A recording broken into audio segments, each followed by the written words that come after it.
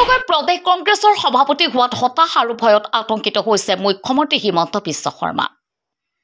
সেয়েহে তেওঁ ৰায়ত সৃষ্টি কৰি হ'লেও ২৬ৰ নিৰ্বাচনত জয়ী হৈ পুনৰ ক্ষমতা দখল কৰাৰ সপোন দেখিছে হিমন্ত বিশ্ব শৰ্মাই। ধৰ্মীয় সংখ্যালঘু অধ্যুষিত অঞ্চলত বসবাস কৰা খিলঞ্জীয়া লোকক মাৰণাস্ত্ৰৰ অনুজ্ঞাপত্ৰ দিব বুলি চৰকাৰে লোৱা সিদ্ধান্তৰ সন্দৰ্ভত এইদৰে মন্তব্য কৰে পূৰ্বৰ বাঘবৰ সমষ্টিৰ বিধায়ক চেয়াৰমান আলীয়ে। বাঘবৰ সমষ্টিৰ আলুপতি আৰু বাঘমাৰা চহৰত কেইবাটাও উন্নয়নমূলক কামৰ আধাৰশিলা স্থাপন কৰিবলৈ আহি এনেদৰে কয় বিধায়কগৰাকীয়ে। মুছলমান লোকসকলে বিভিন্ন সময়ত কৰা বেয়া কামৰ বাবে তেওঁলোকৰ ওপৰত আল্লাহৰ গজব পৰিছে আৰু নানা প্ৰকাৰে হাৰাশাস্তিৰ সন্মুখীন হৈছে বুলিও কয় বিধায়ক চেয়াৰমান আলীয়ে। News desk report MT news.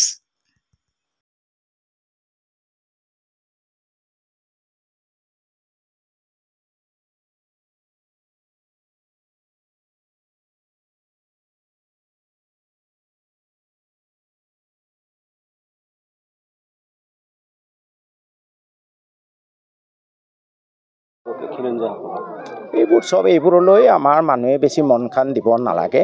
Himanta Biswa Sarma Gaurav Gogoi president হোৱাৰ কাৰণে খুব আতংকিত, হতাশাগ্ৰস্ত।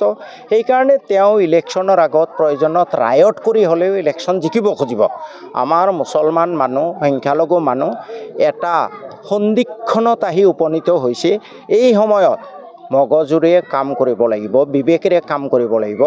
আমি কোনো প্ৰৰোচনামূলক কথা ক'ব নালাগিব। কোনোবাই আমাৰ গাত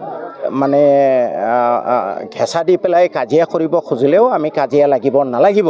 ইলেকশ্যনৰ আগত ভয়ংকৰ পৰিস্থিতিৰ সৃষ্টি হোৱাৰ সম্ভাৱনা আছে যদি দেখা পায় যে কংগ্ৰেছৰ অৱস্থা ভাল। গতিকে ৰাইজে এইবোৰ কথালৈ মন কাণ নিদি খুব সাৱধানে চলা ভাল আৰু ল'ৰা ছোৱালী শিক্ষাত গুৰুত্ব দিয়া ভাল। গৌৰৱ গগৈ কংগ্ৰেছৰ সভাপতি হোৱাৰ ২৬ নিৰ্বাচনত কিবা পৰিৱৰ্তন হোৱাৰ সম্ভাৱনা আছে? এইবোৰতো মই জুঠিকি নহয় ক'ব নোৱাৰোঁ, কিন্তু এটাই ভাল দেখিছোঁ, ভাল লক্ষণ। গৌৰৱ গগৈক সভাপতি দিয়াটো এটা শুভ লক্ষণ কংগ্ৰেছৰ কাৰণে। আৰু এইকেইদিন সভাপতি হোৱাৰ পিছতো মই যিখিনি দেখিছোঁ তেখেতৰ যথেষ্ট পৰিপক্কতা আছে। মই ভাবোঁ তেখেতে সকলোকে লৈ আগবাঢ়ি যাবলৈ যত্ন কৰিব। গুৱাহাটী আৰু নগাঁও গৌৰৱ গগৈৰ যিখিনি হোৰ্ডিং লগাইছিল সেইখিনি উঠাই দিয়া হৈছে। এইবোৰ ডাঙৰ কথা নহয়, এইবোৰ ২ নম্বৰীটো কৰিয়ে আছে, এইবোৰ বাদ দিয়া না ভাই, বেলেগ কথা।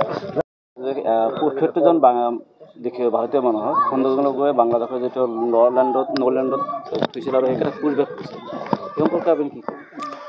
চাওক, এইটো মই নতুনকৈ ক'ব লগা বিষয় নহয়। এই বিজেপি চৰকাৰে হিন্দু মুছলমান মেৰু বিভাজন কৰিবলৈ গাদী দখল কৰাৰ পিছৰ পৰাই মুছলমানৰ ওপৰত অবৰ্ণনীয় অত্যাচাৰ আৰু অপমান কৰি আহিছে। এই বাংলাদেশলৈ পুছবেক কৰাও তাৰে এটা অংশ। কিন্তু কথা এষাৰ আছে, জিচকা কৈ নিয়ে উচকা খুদা হাই। আৰু এইবাৰ বৰঞ্চ ভালেই হ'ল, ইমান দিনে এটা বেলুন এটা উৰাই আছিলে তেওঁলোকে, সেই বেলুনটো ফুটি গ'ল।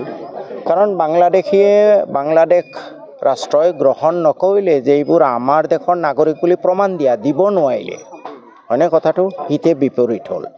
23 আগত মই আপোনালোকৰ যোগেদি আপোনালোককো আহ্বান জনাওঁ, এই ৰাজনীতি বেছি নিউজ নকৰি অলপমান আমাৰ এই অঞ্চলটোৰ ডেভেলপমেণ্টৰ কাৰণে ৰাইজৰ কৰণীয় কি, আমাৰ ৰাইজ শিক্ষা দীক্ষাত গুৰুত্ব দিব লাগে, আটাইতকৈ বেছি আমাৰ ৰাইজ ব্যৱসায় বাণিজ্যত গুৰুত্ব দিব লাগে, অলপ সৎ হৈ চলিব লাগে, এই বিষয়ত অলপমান আপোনালোকে গুৰুত্ব দিয়ক।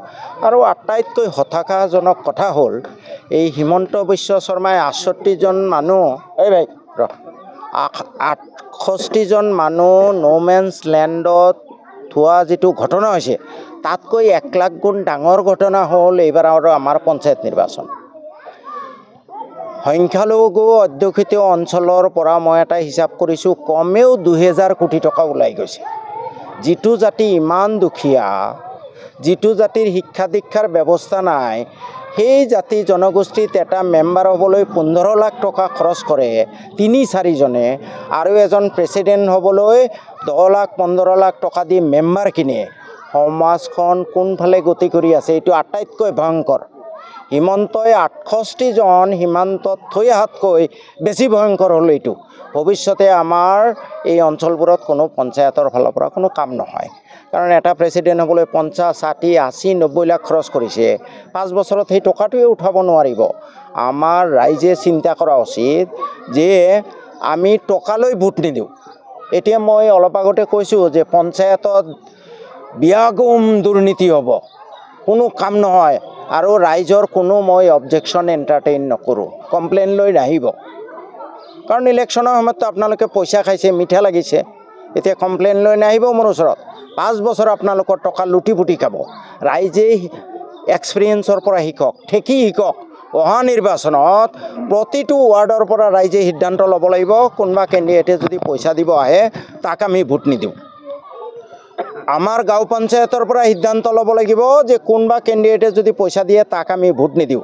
এই সিদ্ধান্ত যদি ৰাইজে ল'ব নোৱাৰে, এনেকুৱা 68 নহয় 61,000কে বাংলাদেশত থৈ আহিব, গুলিয়াই মাৰিব, একো নহয়। বুজি পাইছে কথাটো? এইটোৱে। আৰু আপোনালোকে এইটো গুৰুত্ব দিয়ক। সদায় আপোনালোকে সাংবাদিক বন্ধুসকল, ইয়াত বুলি নহয়, গোটেই অসম ভাৰতবৰ্ষ আমাৰ দেশখন ধ্বংস হৈছেও এইটো কাৰণে। খালি ৰাজনৈতিক নেতাৰ পিছে পিছে ঘূৰি ফুৰিব। এই যে পঞ্চায়ত ইলেকশ্যনত ইমান টকা খৰচ হ'ল, কোনোবা এটা হেৰিত চেনেলত দেখিছেনে আপোনালোকে এইবোৰ অলপ হাইলাইট কৰক। সমাজখনৰ যদি ভাল চিন্তা কৰে, এই সমাজখন আগবাঢ়ি যাবলৈ হ'লে 1 নম্বৰ হ'ল ৰাইজে ৰাজনীতি বাদ দিব লাগিব। ৰাজনীতিৰ সময়ত এই টকা খোৱা ছিষ্টেমটো বাদ দিব লাগিব। 2 নম্বৰ শিক্ষাত গুৰুত্ব দিব লাগিব। 3 নম্বৰ ব্যৱসায় বাণিজ্যত গুৰুত্ব দিব লাগিব। 4 নম্বৰ অনেষ্টি, ইজনে আনজনক ঠগা খোৱা, এইবোৰ। মই সেই 68জন নোমেন্স লেণ্ডতকৈ মই বেছি চিন্তিত এই যে পঞ্চায়ত ইলেকশ্যনত হাজাৰ কোটি টকা ওলাই গ'ল। আৰু এটা ডাঙৰ কথা হ'ল যে বিজেপিয়ে কৰা ইমান অত্যাচাৰ, ইমান অপমানৰ পিছতো আজি লানি নিচিগা ঢল বিজেপিত জইন কৰাৰ। আল্লাহ তালাৰ অভিশাপ লাগিছে এই জনগোষ্ঠীৰ ওপৰত। মই ইমানেই ক'লোঁ। হৰিপুৰ জিলা পৰিষদ 100% মুছলমান, জিলা পৰিষদ বিজেপি যায়, কিয় আমাৰ উন্নতি হ'ব?